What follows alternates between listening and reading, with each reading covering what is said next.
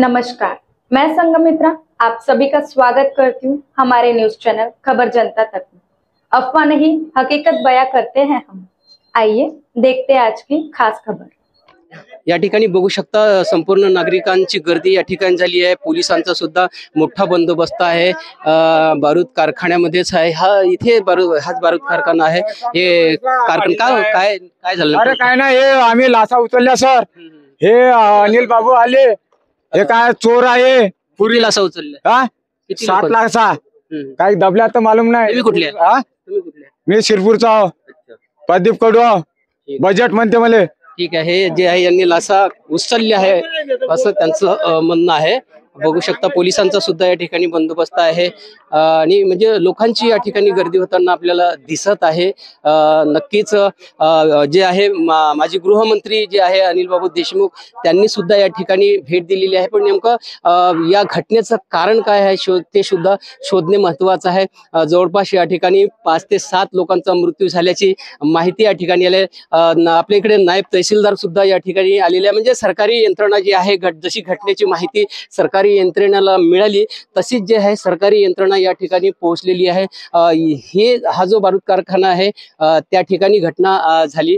Sir तुम्ही या ठिकाणी भेट द्याल, काय प्राथमिक माहिती काय चालत? नायब तहसीलदार आपल्या शिंदे सोबत आहे, एसडीएम साहेब आहेत सोबत। एसडीएम साहेब सर्वांची माहिती घेऊन राहिलेले आहेत। त्यानंतर एसडीएम साहेब सर्वांना प्राथमिक माहिती किती लोकांचा मृत्यू झाला? जवळपास आता 6 लोकांचा मृत्यू झालेला आहे, एवढी फक्त प्राथमिक माहिती आहे। आणि बाकी जखमींवर उपचारासाठी त्यांना रवाना केलेले आहे। किती जखमी? किती? 4 जखमी जवळपास पाठवलेले आहेत। किती कर्मचारी या ठिकाणी कार्यरत होते अशी माहिती? त्याबद्दलची प्राथमिक माहिती अजून आम्ही घेऊन राहिलेलो आहे।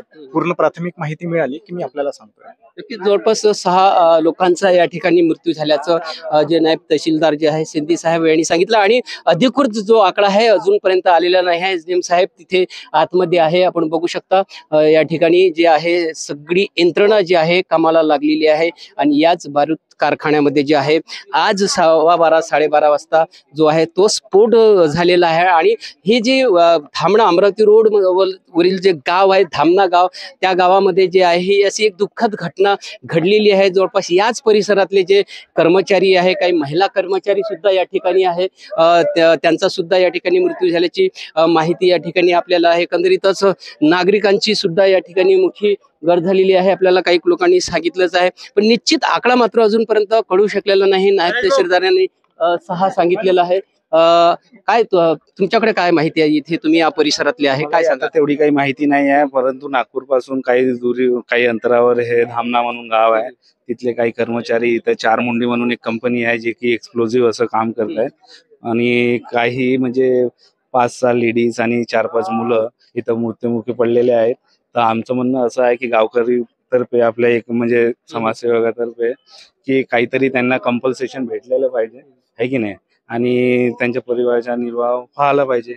आणखी काय सामाजिक कार्यकर्त्यांची सुद्धा माहिती आहे की जे मृतक पडले आहे यांना जे आहे आर्थिक मदत त्यांना व्हायला पाहिजे। तर नक्कीच ही जी चौकशीचा भाग आहे त्यानंतर चौकशी झाल्याच्या नंतरच आपल्याला पण बघू शकता एकंदरीतच या ठिकाणी लोकांची सुद्धा मोठी गर्दी झालेली आहे।